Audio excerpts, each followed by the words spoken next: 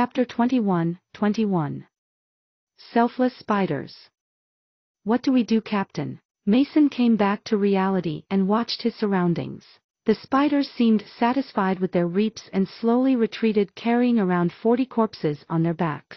Mason's eyes became resolute as he ordered, "We stop as many as we can. I don't know why they are stockpiling food, but we cannot allow so many of them to run away like this. Luke, you will follow those that escape and find out where their nest is.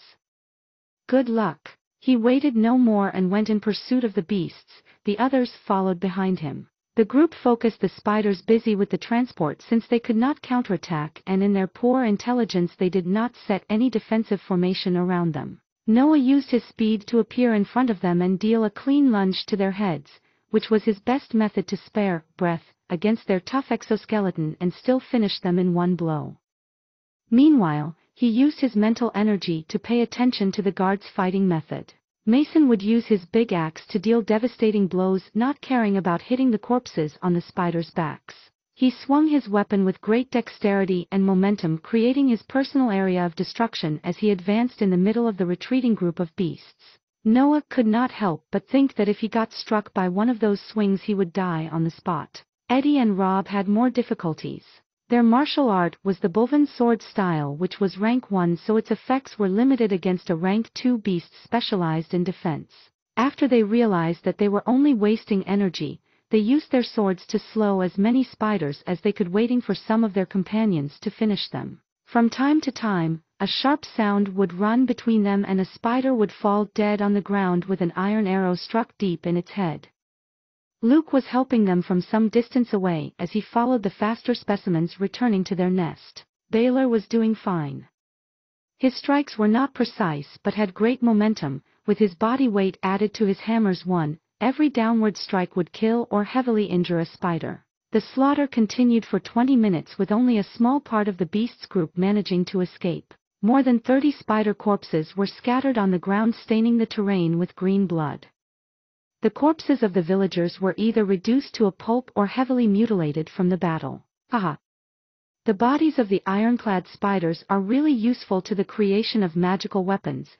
When the inner circle comes to clean up, we will be greatly rewarded. Baylor exclaimed happily, and Eddie and Rob followed suit, smiling radiantly. Only Mason and Noah were frowning deep in thought. These beasts never reacted to our presence, they were only concerned on retreating with the dead villagers. Something doesn't feel right. He looked in the direction of Mason and saw that he was probably thinking about the same thing. He raised his eyes from the ground and looked at Noah, shaking his head. Neither him, with his experience, found an answer to the strange behavior of the spiders. "We will know more once Luke comes back. Let's rest at the village for now. Maybe the villagers' stories can enlighten us." Noah nodded while the other 3 men looked confused by the captain's words but chose to follow his orders anyway. They needed food and rest after this battle, and the mission was far from finished. Back at the village, Mason asked questions around, but in the end, he found nothing useful. He exposed what he had learned to the other 4 while they were eating some soup made of the leftovers inside the village. The attack started around a week ago. At first, the spiders would kill the livestock of the village and carry it back to their nest. When the livestock ended, they targeted humans with the same pattern: kill and bring back. The situation escalated till the invasion of today. According to the elders of the village descriptions, this was the highest number they attacked with, so we can assume that they are increasing the number of their group. Noah frowned. This makes no sense. There was selflessness in their actions. They didn't even protect themselves. We killed quite a lot of them though. I think we can assume that their number in the nest should not go over 60. Rob argued, trying to lift the group morale. The door of the house they were in opened as Luke's figure appeared. He calmly sat on the opposite side of Mason and took a drink from Eddie's soup. The entrance of the nest is at a few hours of travel going east. It is an underground cave naturally formed. I followed the spiders inside for a bit but then opted to retreat for fear of being surrounded. Mason nodded and asked, "What do you think of the situation?" Luke took another sip from Eddie's bowl. It was strange. I could clearly tell that they were amassing food, but there were a lot of spiders' corpses inside the cave. It's like they are undergoing a forced reproduction only to eat their offspring. Rob was disgusted thinking about this and cursed loudly. A beast, even if a magical one, is still a beast in the end. Noah was even more confused now, their behavior made no sense. If they needed food to reproduce themselves, why would they eat their offspring? What was worth dying for a magical beast? Mason reviewed all the information he had and made the attack plan. We gather some resources tonight and then set an encampment in front of the entrance of the nest. Tomorrow morning, we will go inside to explore and clear the cave. If we cut their replenishment of food and diminish their numbers little by little, we will be completely safe while still completing the mission. Get ready, we depart in 1 hour. No one objected, so they got ready, and by midnight they had set a fireplace 50 meters from the entrance of the nest. They took turns to keep a night watch. When it was Noah's turn, he could not suppress the faint sense of danger that the cave made him feel. No matter how much he reviewed the information he had, he would always feel that he was missing something. Selfless magical beasts, continuous accumulation of food, cannibalism. What is actually happening? Nothing that could link all these pieces of information came to his mind. He calmed himself and sorted his mind. He was ready for the battle coming in the morning. Chapter 22-22. Betrayal. At dawn, a group of 5 men and a kid stared at the entrance of an underground cavern 2 meters wide and 3 meters tall. It went downward till eyes could see and was completely silent. The passage will go on for about 1 kilometer and then will divide itself in different directions. I only know in which direction the spiders went last night 'cause I stopped there, Luke explained. I will be in the head, the rest of you follow tightly. Mason ordered and went in. The rest of the group followed with Noah at the center of it. The passage was made of rocks and terrain and didn't seem too stable, and, as they moved on, the light of the sun could not reach their position. The passage was growing darker, which made the group advance slowly. Mason was being very careful of where he stepped, since he knew that, in the enemy's nest, even a little sound could cause a catastrophe. The passage got larger after some time and they could stand side to side. Then they arrived where the cavern split into different branches. Luke pointed at one of them and Mason went directly inside. They walked for about an hour before the passage split again. The light was scarce and the air was stifling wet, but the group had to wait until Luke found some traces of the beasts to decide in which direction they had to explore. There are no conclusive traces. Well, there are signs of their passage in all 4 the directions. I advise we take the rightmost, since there seems to be light coming from there. Mason thought a little and then decided on following Luke's advice. They moved again, and after another hour of march, the cause of the faint light coming from the end of the rocky corridor showed itself. A big basin occupied a space of some hundreds of meters square and, at the center of it, a lake was situated which glowed with faint blue light. Water that glows. Noah was surprised. He never heard of anything like this. He looked around to see if any one of the group knew something. Mason's eyes were wide open, like his mouth hung on his jaw. Noticing Noah's gaze, he recomposed himself and talked in a soft voice. I might have an idea of what that is, and if I'm right, we could not need to work any more for the rest of our life. Yet, to be sure, I must look at it closely. Everyone's attention was piqued by Mason's words as they started to stare at the lake with greed. Strange, the concentration of breath seems higher than the surface. Noah could feel his acupoints slowing their work as the air had a higher percentage of breath in it. Before he could investigate any further, Mason moved toward the lake. On the walls of this big space, there were countless holes of different dimensions, and on the ground, there were countless bones belonging to different species. Ironclad spiders' legs, human skulls, those should belong to a sheep. As they were getting closer to the edge of the lake, the numbers of bodies' remains grew as it grew the concentration of breath in the air. When they reached the lakeshore, Mason could not hide his excitement anymore. Yes, I'm sure. Inside the lake, there must be a breath blessing. It's a legendary mineral that can attract breath. The inner ring will pay any price to get it. Imagine our rewards if we bring it back. Everyone stared at the center of the lake, trying to find this legendary stone with their eyes.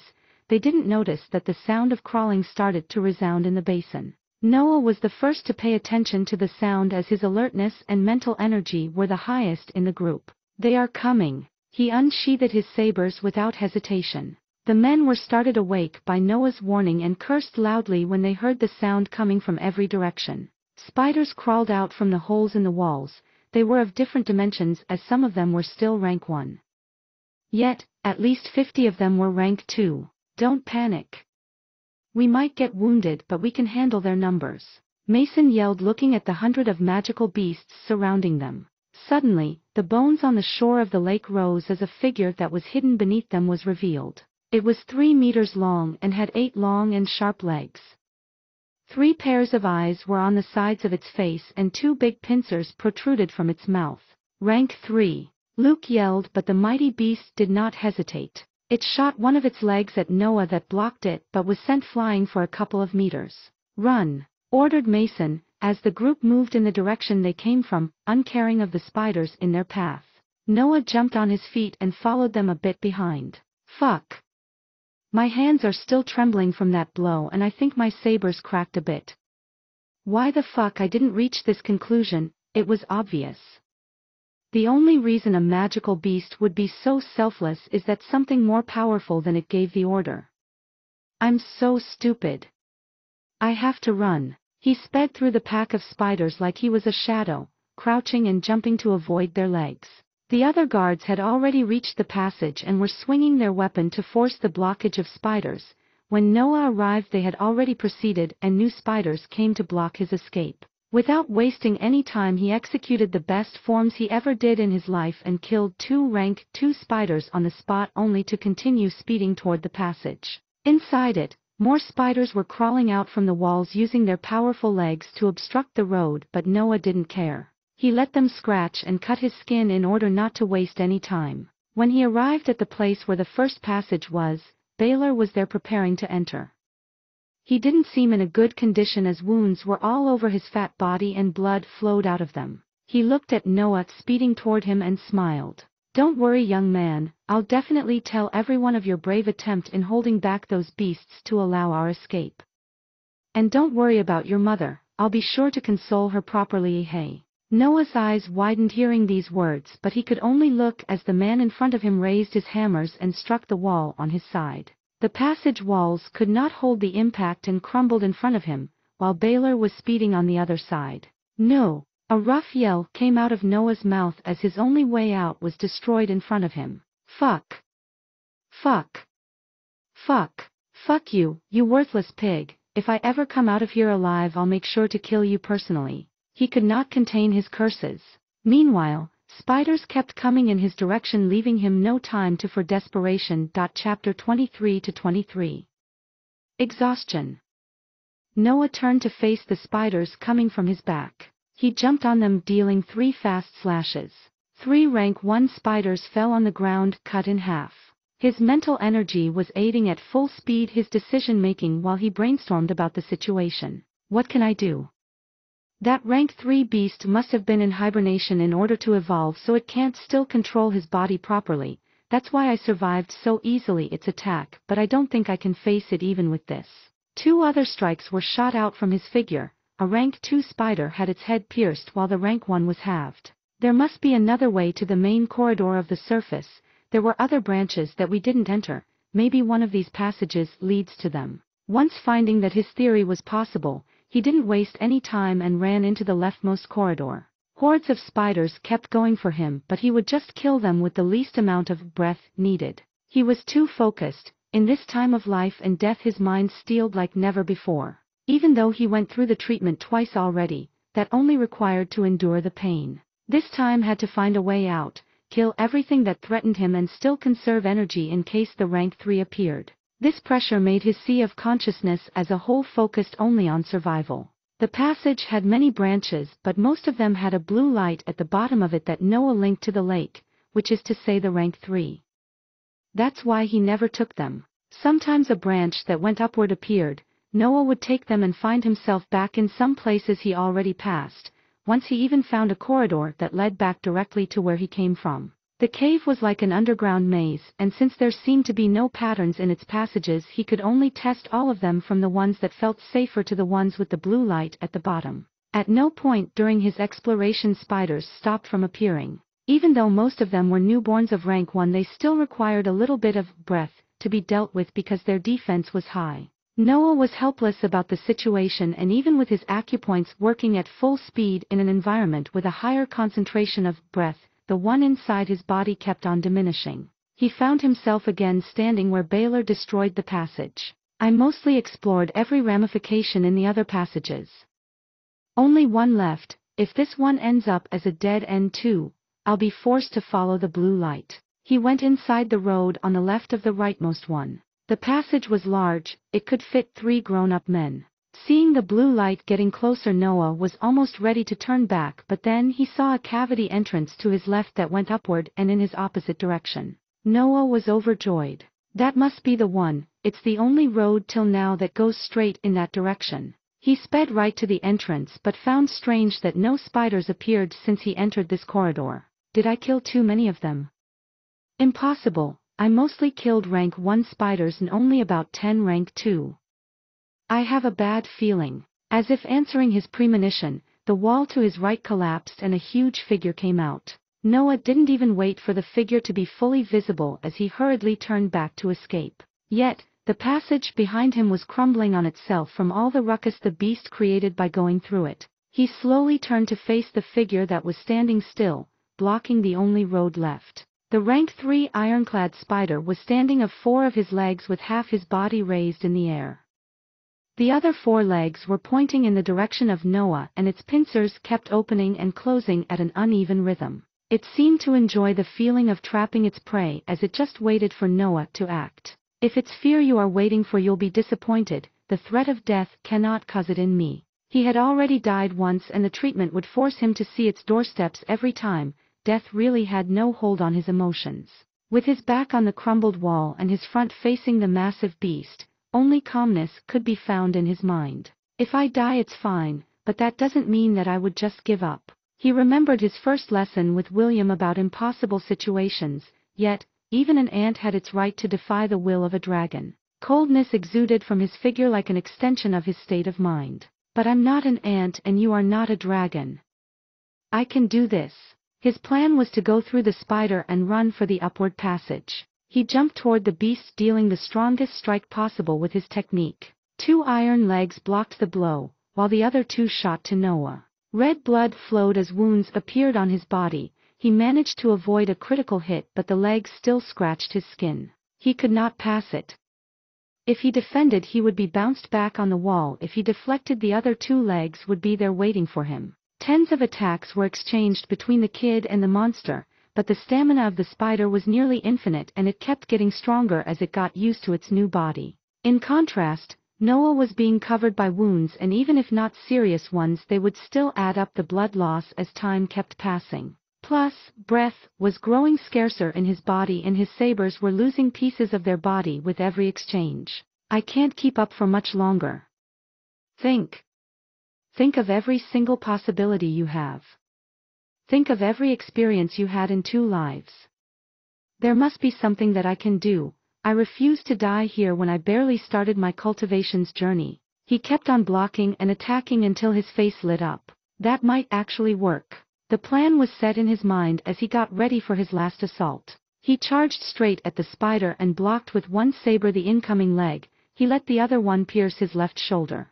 Since he allowed the spider to strike, a small window of opportunity opened and he threw his right saber straight at the beast's face. The flying saber could not hurt the spider but was enough to catch him by surprise. In the few instants the spider used to deflect his saber, Noah freed himself from the leg in his shoulder and got closer to his face. His now free right hand scrammed through the insides of his suit. When the beast turned back to face Noah, he found him standing at 1 meter of distance holding an unfolded sheet in his hand, pointing it to the spider field of view. The blue light coming from behind it made clear the figure of a rune written on it. Cryothithio. A painful scream shot out from the spider, as its first interaction with a Kezir rune hurt its sea of consciousness and stunned him momentarily. Now, this was the chance Noah bet his left shoulder and right saber for. He held the remaining saber with both his hands and put all his remaining breath in one last lunge aimed at the beast's head. The saber pierced with difficulty the spider head and went through it, emitting a shrill sound. After it came out on the other side of the head, the blade shattered from the cracks it received in the battle and from the amount of breath it had to withstand. Noah fell on the ground feeling completely drained. Thud.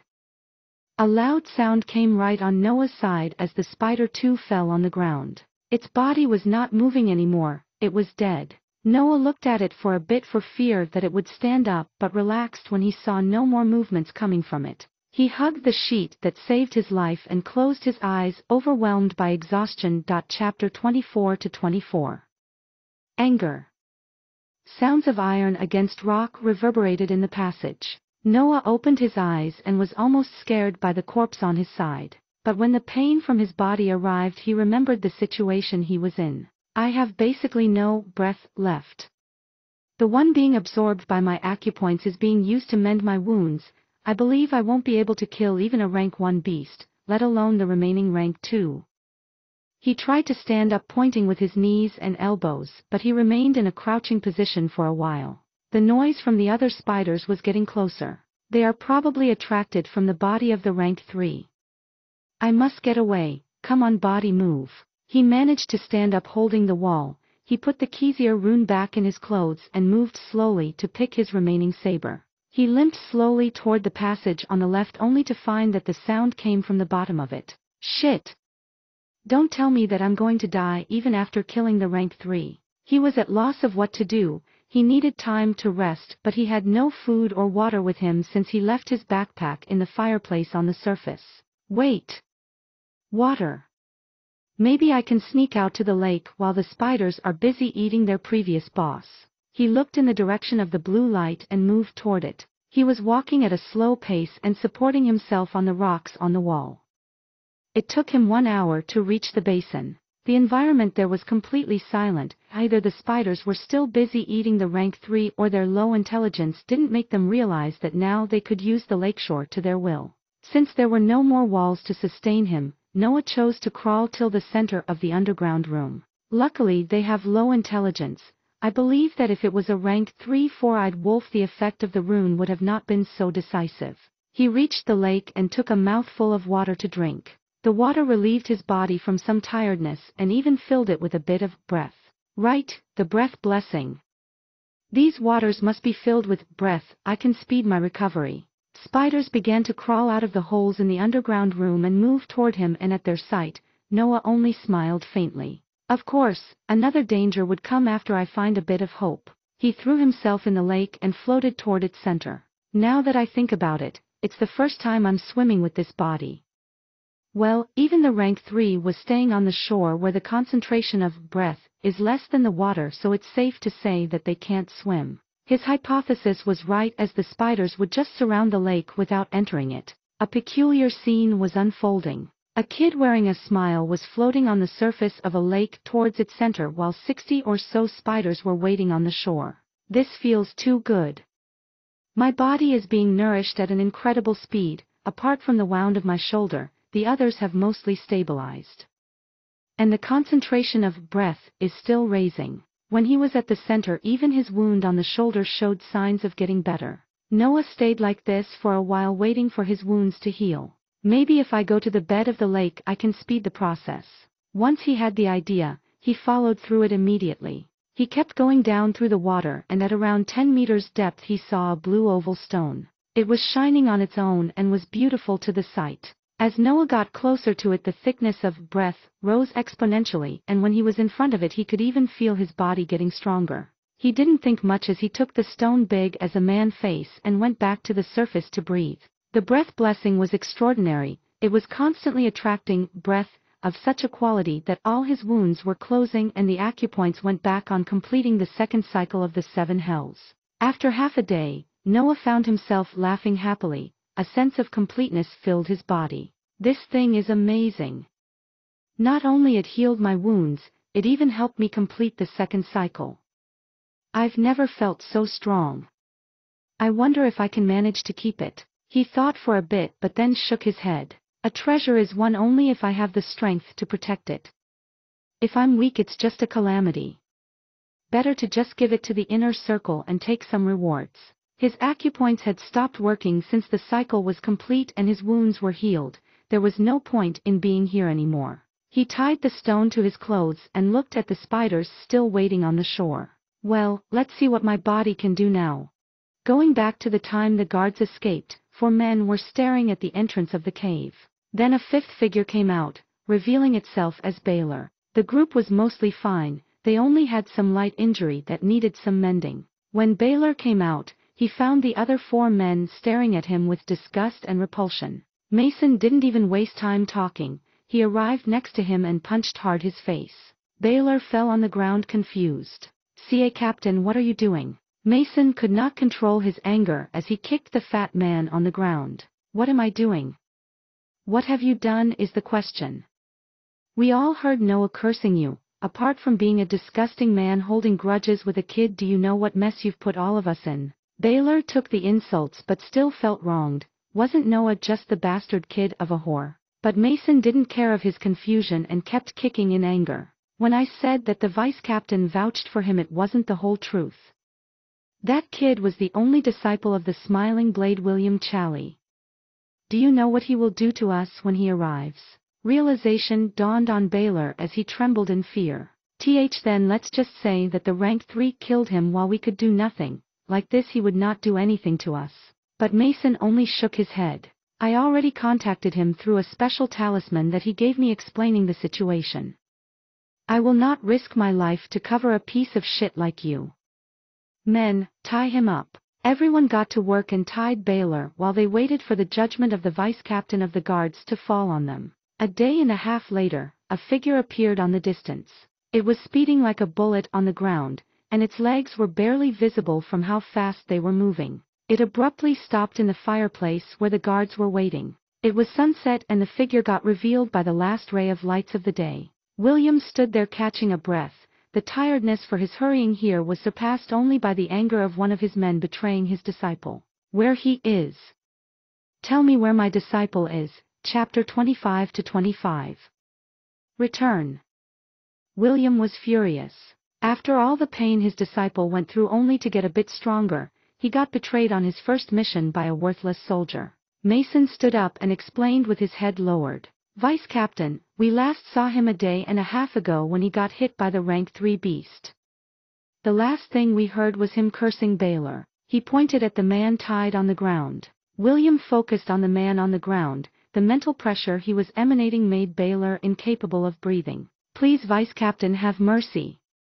That kid threatened and insulted me and I was scared for my life. I only did what I had to do to survive." Lies came out of Baylor's mouth as William was getting closer. He took the tied hands of the trembling soldier and held them in his hands. Then he spoke with a cold voice. "If my disciple threatens you, you lower your head and ask for mercy." The grip became tighter as the flow of blood in Baylor's hands stopped. "If my disciple insults you, you smile and thank him for his pointers." Cracking sounds came from his hands as bones were compressed on each other. His anger was so overwhelming that he didn't hear the faint sound of steps coming from the cavern entrance. "If my disciple is risking his life, you exchange your place for his and risk yours, and if you die in the process you do that happily." Crack. The bones in Baylor's hands shattered, but he could not make any sound. He was too terrified by William's anger that he had no air left in him to talk. The guards watching the process trembled when they heard the sound of his hands breaking and prayed that they could survive the vice captain venting. "Master, what are you doing here?" A young voice came from the cave as a figure was visible on its entrance. He was a kid with his upper body naked, pieces of his suit were pending on his sides. He was bathed in a green substance from head to toe, making him look like he had some kind of skin disease. A broken saber was in his left hand with only half of the blade remaining. He was looking half smiling at William with tranquil eyes. "Noah." William immediately got up and jumped on him as he checked for injuries on his body, but apart from some scars and his suit reduced into pieces, everything was fine in him. "Yes, Master." Noah looked at him in confusion, he still could not link his presence with this place. The other guards were looking at him with wide eyes and even Baylor had his mouth hung open as if he didn't believe in what he was watching. William was happy beyond measure in seeing his disciple safe but could not help to release a storm of questions. "How did you survive? What about the rank 3? Why didn't you come back earlier? And why are you green?" He was holding Noah by his shoulders, shaking him every time a question came out. Noah was forced to answer in order to calm his master down. Well, the cave is pretty big, so I just kept running around killing spiders. The wall was destroyed by the fatty, so I had to find another way out. The rank 3 is dead and the green is the blood from the other spiders. This time, everyone had their mouth open as they digested the information. William was the first to recover and kept on questioning him. What you mean the rank 3 is dead? Well, dead is dead, I killed him. Another wave of shock went through the men hearing this. This time it was Baylor the one who talked. Bullshit. How could you kill a rank 3 magical beast and come out uninjured? He regretted saying that when he saw the master-disciple duo staring at him with killing intent, and he lowered his head for fear of another round of torture. That scum is right though, how did you do it? Noah took out a folded sheet from his waist and showed it to his master. I showed it the Kezier rune and took the chance when he was confused to strike a fatal attack. I believe it still was in its process to adapt to the evolved body, that's why I could hurt it. William felt a bit of irritation going through him. He smiled at Noah and said with a calm voice, "And why would you have the rune with you in the mission?" Noah answered with honesty like it was the most normal thing in the world. Well, it was a travel of 6 days and I wanted to train in the breaks. A light punch arrived at the top of his head. You are impossible. Do you really think of nothing but training? I guess it's fine since it saved your life. Still, how are you uninjured? Noah seemed to remember something. He took out an oval form tied with a cloth and gave it to his master. When William unfolded it, a blue light shot out from it. Breath blessing. No wonder that specimen managed to reach rank 3. Haha, my disciple, this time you really did an exemplary job. Don't you worry, I will intercede with the inner ring for you and take the best reward I can bargain for. Hearing the word reward, Noah's eyes lit up and he licked his lips. I will need better sabers, master. These ones cracked only after some hits from a rank 3 beast. William was about to reprimand but then shook his head smiling and ruffled his untied hair. Most importantly, what do you want to do with him? He pointed a Baylor on the ground that was looking at him with pleading eyes. Noah got closer and looked at his pitiful figure. Please, young master, have mercy. I swear I will serve you with all my expertise from now on, I will. A torrent of pleads came out of his mouth but Noah only kept on looking at him with cold eyes. When Baylor stopped talking, Noah gave only a short answer. No. The saber did a horizontal arc and Baylor's head detached from his body and rolled on the ground, blood flowed tainting the terrain. His master got close to him and asked in a soft voice, "Are you okay? It is the first time you kill a human after all." Noah looked at him smiling and said in a shameless voice, "You know, my second cycle is complete, so I thought we could do the third treatment as soon." Another punch hit the top of his head and forced him to shut up. Chapter 26-26. Deserters. Noah woke up in a room of the guards building. 2 weeks have passed since he came back from the mission and 4 days ago he went through his third treatment. His back still hurt a bit but his mental energy had recovered. He would train if his master didn't take the rune from him, worried that he would not focus on healing. His worries were right on point. My body should reach the limits of rank 1 at the end of this cycle, I wonder how much will it take? What a pity, if I had that stone I could go straight for rank 2 this month. The breath blessing was delivered by William to the inner circle, so it was probably gone forever from his grasp. He focused his mental energy on aiding the healing process since he had nothing to do while eating the food left on the table nearby. The door of the room opened as William went inside the room with a bigger smile than usual. He was carrying a leather bag and a big wooden box. Haha, my dear disciple, good morning, I bring good news. He placed the box and the bag on the bed and pointed at them. These are the rewards I got for you and I have to say that they are awesome, you won't be disappointed. Noah didn't waste any time and started opening the box. His master made him curious. In the box there were 2 sabers inside their respective sheaths, their hilts were clean shiny, they seemed brand new. He picked one of them and unsheathed it, the body of the blade was black and sharp. They were specially forged for you from 2 legs of the rank 3 ironclad spider that you took down. They are not magical weapons but surely are top tier between the normal blades. Noah was unconsciously smiling looking at the blade and swinging it around. He would get up and try it if it wasn't for his body still needing rest. He sheathed the saber and looked at the bag. An old book was inside, and when he looked at the first page his eyes widened as he could not hide the shock he was feeling. He looked at his master in disbelief. "Is this really for me?" William's smile grew even more as he nodded. "Your master is amazing, isn't he?" He wanted to brag a bit, but Noah's eyes went on the book as soon as he saw him nodding. William just shook his head and waited for his disciple to finish his reading. Nails of the Kemitashi, Rank 3. Martial art created imitating the Rank 4 magical beast Kemitashi. Highest speed and perforation between the arts of the same rank.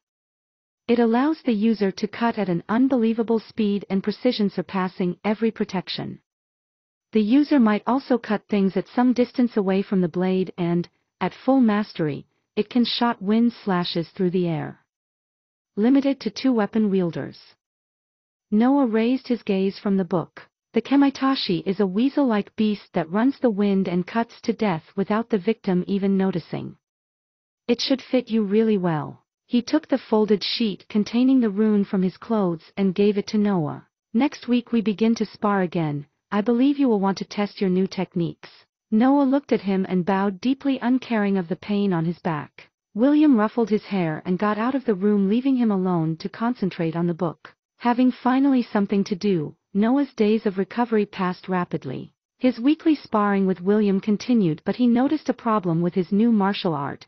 His breath was insufficient to express its potential. To be precise, he could only use one of its abilities twice before being drained. That is completely normal. You always forget how early you are in things. Normally, to use a martial art of high level you would need a dantian, but you complain about being able to use only 2 attacks. Your biggest gain, for now, is the improvement in your forms. Anything else must wait until you get a rank 2 body, William explained. Their sparring session had ended and Noah was exposing his doubts to him. "So, what you think I should do, master? You could just let your body grow, but you don't seem to know how to stay still." William felt a bit of exasperation saying this. "You can gather battle experience doing missions. I believe you should be fine against any kind of rank 2 magical beasts." Months passed by. Noah alternated between his usual schedule in the mansion and his travels outside it to clear magical beasts' nests. There was a pack of 4-eyed wolves with a specimen that reached rank 2, but they were wiped out in half a day. A horned snake appeared in the vicinity of a village in the north. Its scales were hard, his body 10 meters long and large too, and had poisonous fangs in its mouth. It was a beast at the peak of rank 2 and Noah had to resort to his rank 3 martial art to kill it after a strenuous battle. He was forced to rest for 3 days because of that fight. Yet, his most troublesome opponent had been a mud demon. This type of magical beast was naturally created when too much breath accumulated in one place and consolidated. The consolidated breath would act as the core of a beast that could manipulate the terrain around it. It was not a powerful beast but countered heavily Noah's techniques. He had to cut it in small pieces repeatedly to find the core and destroy it while dodging the earth spikes that it created to attack him. Yet, his battle proficiency rose at a fast pace, having to face different situations as he could decide more quickly the best way to deal with an opponent. Today, he was sitting on his knees waiting for the usual mission that his master would hand to him every month. "This time will be different. You will go with a group of people that I picked personally." Noah was immediately intrigued. Since he always let me go alone, the difficulty of the mission must be higher to require a group. He picked the sheet describing the mission from William's hands. "Deserters of the Shasti family have raided the village of Tazart. Only the corpses of men and elders have been found. They probably took away women and young girls for their enjoyment. Find the rebels and execute them. Warning, there are cultivators inside their group." Chapter 27-27. Contest. As you know, the Shasti family rules over us, and since the rebels are in Balvan Mansion's zone of influence, they ordered us to take care of them. Noah listened to the explanation but had a doubt in his mind.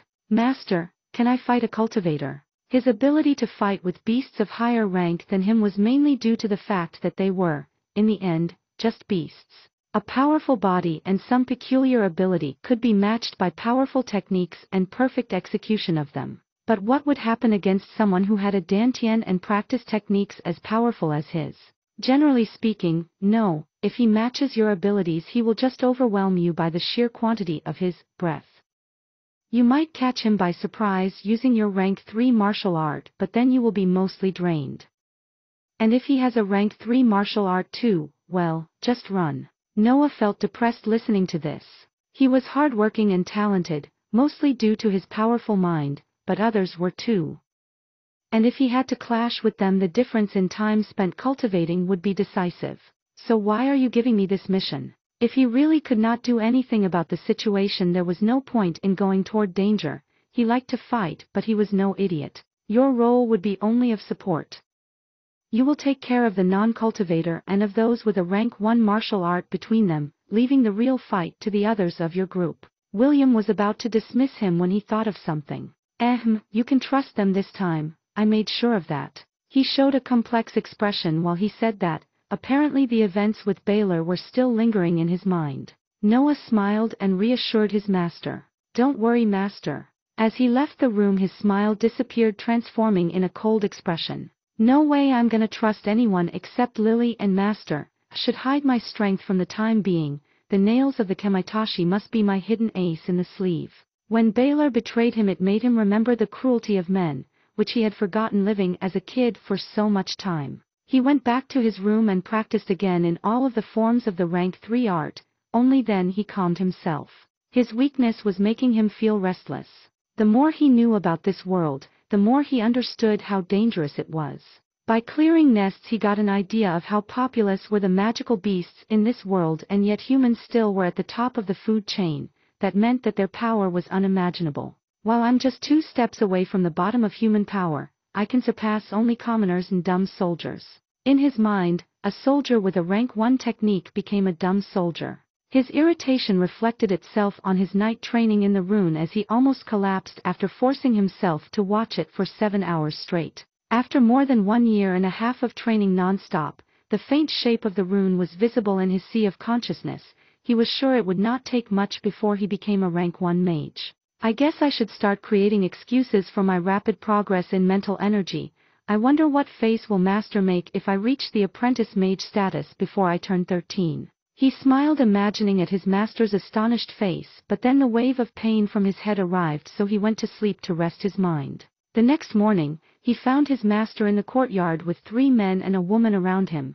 They were waiting for him. Noah, they will be your companions for the mission. So it's him. It was a tall muscular man between them who talked. He had no beard and short dark hair with a great sword almost as big as him on his back. He stared at Noah with focus, applying pressure with his mind. Is he testing me? His mental energy was heavy and was pressuring Noah's sphere, but was far from enough to make him stand back. Noah took the chance to harden his sphere since it was the first time he felt a constant pressure from the outside of it, and closed his eyes to concentrate on it. The man mistook his behavior as his attempt to resist the pressure and felt challenged, so a stalemate was created. Noah would focus on strengthening the walls of his mind while the guard would raise the mental pressure to win the imaginary contest he thought he was in. After 10 minutes, blood came out of the guard's nose and he was struggling to keep the pressure. The woman, seeing the blood, gave a strong slap to the back of his head, stopping his concentration and dispelling the pressure. Ethan, stop, the kid is using you. The man named Ethan was about to complain when he got hit, but then the words of the woman made him look carefully at Noah. He still had his eyes closed and a slight smile was on his face. When Noah opened his eyes he showed a disappointed expression, but then he noticed that everyone was looking at him. I swear he almost did it. I bet that if you let him try for 1 more hour he will definitely do it. A punch arrived at the top of his head as William moved behind him, placing his hands on his shoulders. This shameless kid is my disciple, Noah. Always pay attention when you deal with him because he will say and do anything to learn more about your powers. Noah raised his head to look at the master behind him and complained. Come on, master, it's not fair if you break my cover so soon. Don't listen to him, I'm a pure and innocent dash. Another punch hit him. Ethan was incredulous. The woman was surprised while the other 2 men were almost suffocating from holding back their laughter. They never saw someone treat the vice captain like this, and from the look of it, William actually gave up on fixing his disciple behavior. Kid, you're the best. I am Sanford, but you can call me Sandy. We won't get bored in this mission, right, Sandy? My name is Mark. Young man, we will get along. The two laughing men could not hold themselves anymore as they greeted Noah. The woman massaged her temples while exhaling. Don't listen to those two idiots. I'm Susan, the captain for this mission and their nanny. The other guy is called Ethan, he is stupidly competitive. Now let's get somewhere private to decide how to complete the mission. Chapter 28-28. Scroll. Sandy and Mark had both brown hair and a short red beard. They were of medium stature and were, apparently, brothers from two different mothers and the same father. They were quite young, as their age didn't reach the 40s. Susan was a woman nearing her 50s, with blonde hair and an imponent frame and with her right ear missing. Ethan was the youngest of the group, around his 30s, and he was the tallest between them. They were in a room inside the guards building, sitting around a circular table with cups of hot tea on the side of each of them. Susan was explaining the information she knew about the mission. We know the group is formed by a former mercenary group that was going to be absorbed by the soldiers of the Shasti family. Some of them, unhappy with the status of a stable soldier, rebelled and became robbers. You all read the report about Tazart village. I don't believe they could have cleared all their traces while kidnapping so many women. Of course, our best option is to start investigating from there. Everyone nodded. What about their number and capabilities? And what do we do if they use the hostages? It was Noah speaking. He wanted to make sure that he was ready for anything in his first battle with cultivators, even if he didn't have to participate. We have some description of the strongest of them, and their group should amount to 20 people in total. As for the hostages, we save them if we can, we cut through them if they are used as shields. Noah nodded, he was happy with her answer. In this world, the weak are to blame while the strong are to revere. I won't endanger myself to save other people I don't care about. A village would be wiped out because, by chance, a pack of magical beasts found it in their way. Weakness was indeed a sin in this world. Having cleared his doubts, Noah listened carefully to the questions of the other soldiers. They set up the priorities of the mission, the plan of attack, and everyone's role. Noah had to clear anyone trying to get closer to the other four, leaving the cultivators to fight themselves with no one interfering. Since everything is settled, let's set off immediately. We will see each other again in 2 hours. The group got dismissed and went to prepare for their mission. Meanwhile, on the side of a small mountain covered with trees, 20 or so men were camping near a campfire. It was winter, so the temperature was low, but these men didn't seem to care too much as they were doing a line to enter the bigger tent of the camp. Cries and pleads could be heard from the tent, but the men outside it would just laugh and lick their lips, eager to enter. 2 men got outside of the tent and proudly announced, "Now, there are no more virgins inside." Disappointed sighs and curses were spat out by the men still in line, but then were suppressed by a yell coming from higher in the mountain. "Shut up, you beasts, I'm trying to concentrate here." The men shut up, but soon whispers sounded again on the mountain. "I heard that the boss managed to steal a magic spell scroll from the old captain. He is still in the process of learning it, he doesn't want any distraction. He let us raid the village just to make us happy and stop complaining. What a pity though, he had been a mage for such a long time and the only way he got a magic spell was with the rebellion. You chose to rebel too, remember? Well, we are mercenaries, we follow gold and women." The deserters talked for some more time and then went back to enjoy the contents of the tent. 4 days later, a carriage appeared in the outskirts of Tazart village, or what remained of it. The houses were burned to the ground and not a living being could be seen inside it. A group of 3 men, a woman, and a kid got out of the carriage. They were, of course, Noah and his group. "Aw man, you are too boring, you did nothing but meditate and practice during the trip. Aren't you in the age when you want to talk about women? Sanford, don't try to corrupt the kid, he still has time to become a waste of air like you. Captain, you are so mean." "I'm just trying to educate him to the way of manhood." Sandy and Susan bickered, they basically did it through all the trip. Mark would just laugh on their side at every word they spoke to each other while Ethan tried to imitate Noah in his compulsive way of training. Don't tell me that you become an idiot when you start cultivating your dantian. These were his thoughts about cultivators after 4 days of travel with them. Now that I think about it, even Master isn't too normal with his constant smile. He was considering the possibility that cultivating could have some side effects on the psyche of the practitioner. They neared the remains of the village and looked around it in search of clues of the deserters. Dead bodies were still on the ground, left there since the raid. As the report said, no females were among the corpses and signs of dragging were present everywhere. What is there in that direction that can hide 20 lustful men? Mark asked the question while pointing where the traces of dragging went. A mountain, answered Sandy. Cliffs here mountain, Ethan pointed out. Susan massaged her temples to hold back from yelling at the three of them. They must have gone there. We should hurry while they are still busy using the hostages. Noah could not help to feel a bit of wariness toward the heartlessness of Susan after her proposal. Oh, something is coming. Yes, they must have been attracted by the smell of blood lingering on the ground. It was the first time that Noah wasn't the first to notice something approaching. Are they already mages? Looking at Sandy and Mark staring in the distance, he followed their line of sight, focusing on a dark dot few hundreds of meters in the distance. The dot became 2 dots and then 4. Then the silhouettes of 6 thunder wolves were made clear. Kid, you take care of them, have fun. Sandy patted Noah's shoulder and sat on the ground like he was waiting for a show to being displayed. Chapter 29-29. Flame Snake. The thunder wolves were all rank 2. Generally speaking, wolves types of magical beasts had all the ability to coordinate their attacks together. This particular one could send bolts of lightning from its mouth or coordinate with the pack to create a massive thunder that could destroy everything in its path.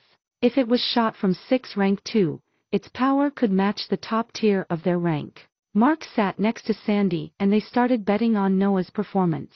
Even Ethan this time didn't show his usual competitive side and just sat on the ground looking annoyed. A fight with those magical beasts was not worth his interest. Susan remained standing but just kept looking for more clues around the ruins of the village. These guys. Noah felt a bit irritated. Each one of them should be able to wipe those wolves in one hit, yet they chose to let me do it. Basically, I'm here to clean the trash. The wolves kept getting closer and their tails were accumulating electricity to release into an attack. You know, I really hate being tested, said Noah to the group, while unsheathing his sabers and jumping towards the wolves. His attention was on the tails of the wolves since it was from them that you could understand when the lightning bolt would arrive. During the period of clearing nests, William gave him a slim bestiary to memorize. It had general information about magical beasts below rank 3, with some advice on how to dodge their most powerful attacks. In the case of the thunder wolves, it was when their mouth opened to release the electricity accumulated in their tails. There was no such thing as the perfect attack in this world, everything must have a weakness. In the thunderbolt case, it was the long preparation required and its poor maneuverability. In Noah's style, it was a limited area of effect. A bolt shot from one of the wolves' mouths in Noah's direction. He hastily moved diagonally to avoid it and then resumed in his original direction. The bolt passed near him and hit the ground. A 1-meter large hole was formed with smoke coming out of it. The special ability of a rank 2 magical beast was not to be underestimated. Another bolt shot out, but Noah avoided it sliding below it at high speed.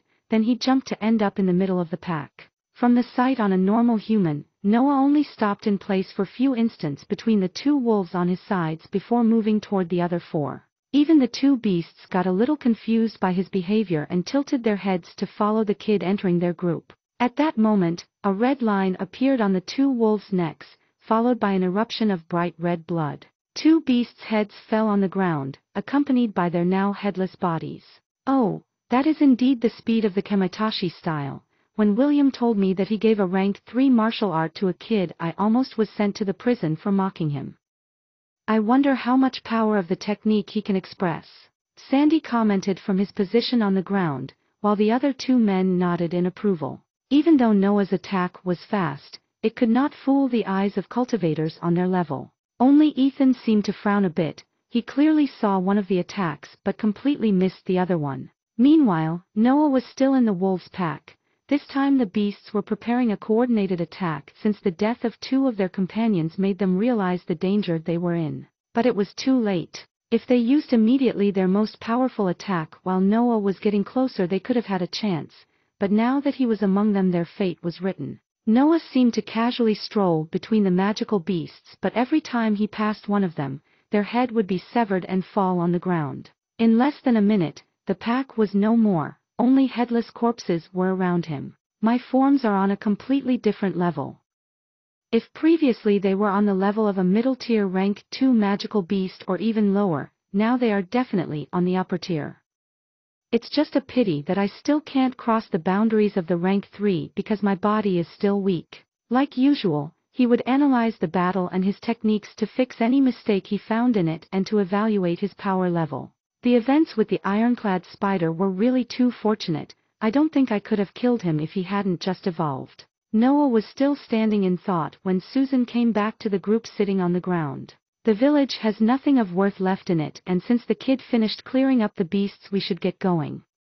What do you think? Can he block the weak deserters while we fight? Sandy stood up while answering. The non-cultivators are of no concern for him. The low-level ones should give him some problems, but he can handle it. The only problem is for how much can he hold them off. After all, the breath in his body is limited. Susan nodded and then said with resolution. Then we end our fights before he's out of it. I don't want to be killed because some weak scum disturbed me. Agreed, Captain, and when we have completed the mission we can all go to the brothel in Moss Grove City to celebrate. Susan sighed loudly while massaging her temples, forcing herself not to get irritated by Sandy. Meanwhile, on Cliff's Here Mountain, a middle-aged muscular man was sitting cross-legged on the ground frowning deeply. Screams and pleads would resound in the air, but he seemed not to care or to be used to it. A scroll with an intricate linear design written on it was open, lying on his hands. At some point, he raised one of his hands in the air and pointed at a tree on his side. His whole arm lit up and a snake made of flames shot out of it. It slammed on the tree, destroying it and continuing for some meters before extinguishing. The man smiled and opened his eyes to look at the destruction created by his first magic spell. An area of 5 meters was wrecked by his spell, with some small flames still burning the destroyed tree. The man nodded with satisfaction and put the scroll on the lingering flames, burning it without any hesitation while deep in thought. I finally managed to learn the flame snake magic. The rebellion was totally worth it. Chapter 30-30. Battle. The group of the Balvan family arrived at the base of Cliff's Here Mountain. They jumped off the carriage and stared silently at the trees filling it. Everyone was in a serious mood since the battle was imminent. The usual exchange of jokes and scoldings was absent, only concentration could be seen in their eyes. Even if they could arrive sooner if they ran all the way here, they prioritized their physical condition, so they rested during the night in the remains of the village and took the carriage before dawn. It was still some hours before midday, but, even though the sun was high in the sky, the field of view in the mountain's path was limited by the numerous trees on it. Mark was the first to break the silence. They will obviously have sentries around their camp if they are still here. Everyone nodded. The terrain is not in our favor, but we should have better scouts. Once we find them we can prepare a plan of attack. Susan said. Sandy put his arm around Mark's neck and proudly announced. The best the outer ring has to offer. Noah finally understood why they were able to spot the thunder wolves before him. So that's why. I wonder if they are just good scouts or if their mental energy is so high that they can take on that role easily. He was continuously trying to figure out the real strength of his companions, but they rarely showed any clues about their powers. With the exception of Ethan, he didn't even know what kind of weapon they used. You two go ahead and point the way, we will follow. After Susan's order, they entered the mountain forest following Mark and Sandy. They would often go in 2 different ways before regrouping and point a direction on the ones following them. Few hours passed by, with no one in the group speaking a word during their exploration. Then, Sandy and Mark went toward them, signaling to be silent. They crouched on the ground and spoke with a soft voice. We found the encampment a few minutes in that direction. It should be them since there were screams of women coming from there. The common soldiers are tired and sleepy. I believe that they did nothing but those women these days. You are lucky, Noah. Since it was his job to take care of the non-cultivators, this was good news for him. Apparently, no one cared about the fates of the hostages at this point. What about cultivators? Asked Susan. There is the one in the highest place of the encampment that must be the stronger of them. We could not find more about him for fear of being discovered. There are 5 of them worthy of our concern after him, the others are just weaklings for the kid. Sandy and Mark would explain things by dividing the explanation between the two of them. Noah was almost certain that cultivating would cause some brain damage by now. He thought that he had to ask his master about this matter once he came back. How do we proceed? He asked, and everyone's gaze went on Susan since she was the captain of the mission. I will jump straight in the middle of them and face the strongest guy. While they are busy following me, Mark, Sandy, and Ethan will ambush the cultivators trying to lower their number while Noah will storm between the weaklings. Once the situation stabilizes, we go hunt for the remaining ones. Remember your roles. She is actually planning to be the bait. Noah was doubtful but still decided to follow with the plan. After all, if Susan wanted to take the danger on her, so be it. They moved toward the perimeter of the encampment, and when everyone was ready, Susan jumped out in the open, speeding toward her target. Just follow us, kid, Sandy said as he and Mark took out a short knife from their clothes. Ethan unsheathed his greatsword, so Noah did the same with the sabers on his back. The normal soldiers didn't notice Susan's figure as she was too fast. It was only when she was halfway through the camp that someone gave the alarm. Enemy attack. The camp fell into chaos as the soldiers went to pick their swords left on the ground. When Susan was nearing the top of the encampment, a man jumped out from a tent and directly swung his sword at her. Susan raised her hand and the sword got deflected by it. The sound of metal against metal resounded in the air. Now! Yelled Mark, and the group still hiding in the perimeter of the camp shot out in the open. Sandy and Mark went directly in Susan's direction while Ethan did an ample half-circle with his greatsword, severing 3 soldiers in 2, then he went in the same direction of the other 2. Noah was the last one to appear, and he took advantage of the confusion created by his companions to sneak out inside the group of deserters. Blood spilled and heads flew as he ran through the group. The more he killed now while reaching Ethan and the others, the less he had to care about later when the surprise effect dispelled. When he appeared on the other side of the encampment, 5 soldiers fell dead on the ground. On this side, Susan was still deflecting different weapons with her hands while trying to reach her target.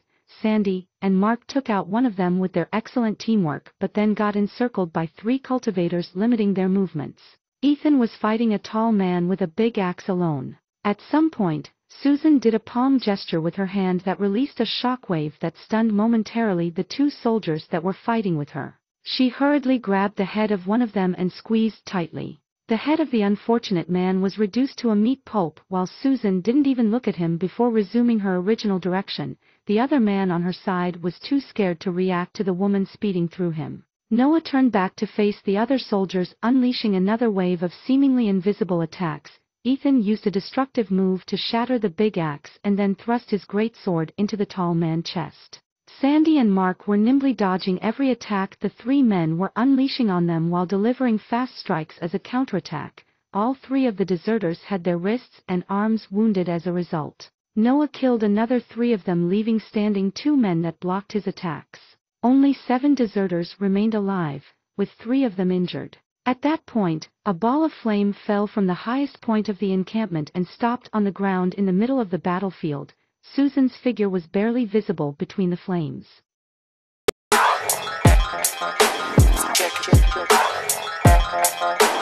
Check.